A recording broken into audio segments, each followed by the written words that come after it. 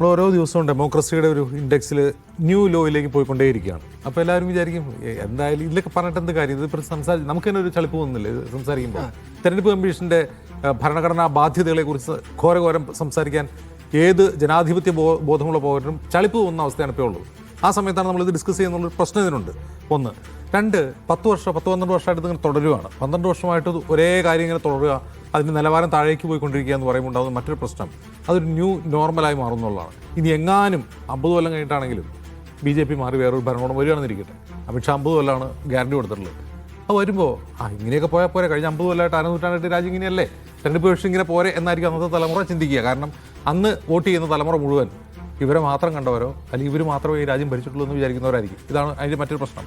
അതായത് ജനാധിപത്യം പ്രാക്ടീസ് ചെയ്യുന്ന ജനങ്ങളുടെ ആ തലമുറ മാറിപ്പോവുകയും അവർ ഈ പറയുന്ന ന്യൂ നോർമൽ ആണ് ഇതിൻ്റെ യഥാർത്ഥത്തിലുള്ള ബെഞ്ച് മാർക്ക് എന്ന് ചിന്തിക്കുകയും ചെയ്യും. ഇങ്ങനെ ഒരു പ്രശ്നമുണ്ട്. അപ്പോൾ അതുകൊണ്ട് ചില കാര്യങ്ങൾ നമ്മൾ ചളിപ്പടിച്ചാലും റെക്കോർഡിക്കലാകണം. ഇങ്ങനെയൊക്കെ അവരന്ന് പറഞ്ഞിരുന്നു. 3-4 പേര് ഇങ്ങനെ TV വന്നിരുന്നു ഇങ്ങനെയൊക്കെ പറഞ്ഞിരുന്നു എന്ന് ചരിത്രം രേഖപ്പെടുത്തപ്പെടുന്നതാണ് എൻ്റെ അഭിപ്രായം. ഒന്ന്, രണ്ടാമത് ഇതിൽ തെരഞ്ഞെടുപ്പ് കമ്മീഷൻ എന്താണ് യഥാർത്ഥത്തിൽ ചെയ്യേണ്ടത്? യഥാർത്ഥത്തിൽ സുവോ മോട്ടോ കേസെടുക്കുകയാണ് വേണ്ടത്. തെരഞ്ഞെടുപ്പ് കമ്മീഷൻ ഈ പ്രശ്നം കേട്ടിട്ടില്ല എന്ന് പറയുന്നത് പച്ചക്കള്ളമായിരിക്കും എന്നാണ് ഞാൻ വിചാരിക്കുന്നത്.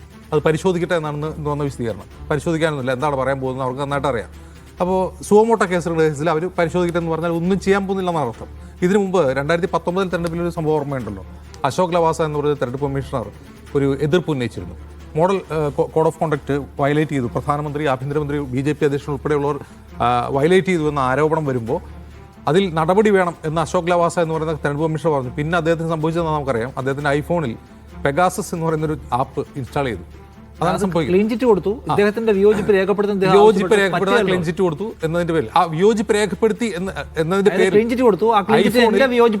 ഐഫോണിൽ പെഗാസസ് കയറ്റി എന്നാണ് ഇപ്പോൾ നമ്മൾ കണ്ടത്. അപ്പോൾ പിന്നെ ഈ 2024 തെരഞ്ഞെടുപ്പിന് തൊട്ട് മുമ്പ് ഒരു തെരഞ്ഞെടുപ്പ് കമ്മീഷൻ രാജിവെച്ച് പോയി. എന്തിനാണ് അദ്ദേഹം രാജിവെച്ചതെന്ന് രാജ്യത്ത് ചിലർക്കറിയില്ല.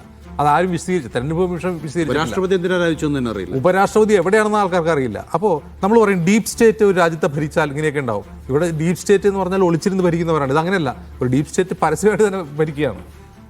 അത് ജനങ്ങളൊന്നും അറിയുന്നില്ല, എന്താണ് സംഭവിക്കുന്നത് അറിയില്ല, തെരഞ്ഞെടുപ്പ് കമ്മീഷൻ ഒന്നും പറയുന്നില്ല. കുറച്ച് മുമ്പ് നമ്മളിപ്പോൾ എഴുതി കാണിക്കുന്ന ഒരു വാർത്തയുണ്ട്. ഉമർ ഖാലിദിൻ്റെ ജാമ്യം തള്ളിയ ആ വിധി പുനഃപരിശോധിക്കണമെന്ന ഹർജിയും സുപ്രീം കോടതി തള്ളി.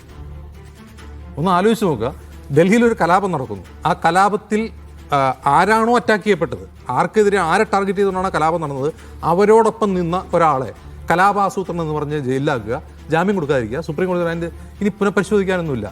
കോടതി ഇങ്ങനെയാണ്, തെരഞ്ഞെടുപ്പ് കമ്മീഷൻ ഇങ്ങനെയാണ്, പാർലമെൻറ്റ് എങ്ങനെയാണെന്ന് നമുക്കറിയാം. പാർലമെൻറ്റ് ഉദ്ഘാടനം ചെയ്യുമ്പോൾ പാർലമെൻറ്റിൻ്റെ ഭാഗമായ രാഷ്ട്രപതി അവിടെ വരുന്നില്ല. പകരം മൗലവിയും പൂജാരിയും പള്ളിയിലച്ഛനൊക്കെയാണ് അവിടെ ഉദ്ഘാടനം ചെയ്യുന്നത്.